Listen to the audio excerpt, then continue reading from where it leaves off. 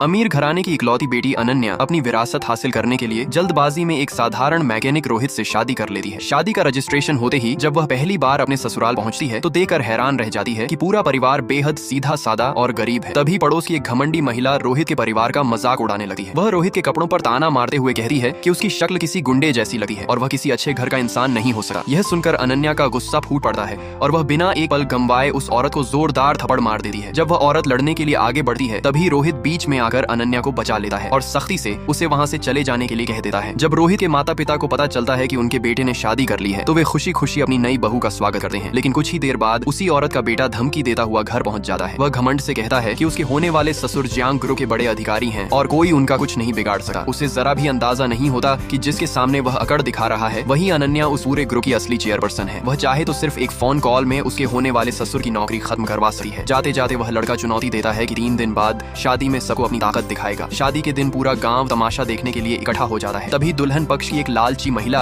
अनन्या की सास के हाथ में पहना हुआ कीमती कंगन देख लेती है। ये वही कंगन था जो अनन्या ने शादी के दिन अपनी सास को प्यार से तोहफे में दिया था। लालच में अंधी वह महिला जबरदस्ती कंगन छीन लेती है और फिर जानबूझकर उसे जमीन पर गिराकर तोड़ देती है। जैसे ही अनन्या वहां पहुंचती है और अपनी सास को बेबस खड़ा देखती है उसका गुस्सा 7वें आसमान पर पहुंच जाता है। वह सबके सामने ठंडे लेकिन सख्त लहजे में कहती है, मेरी सास की इज्जत और मेरी दी हुई चीज को छूने की हिम्मत किसने की? अब इसका हिसाब हर हाल में देना पड़ेगा।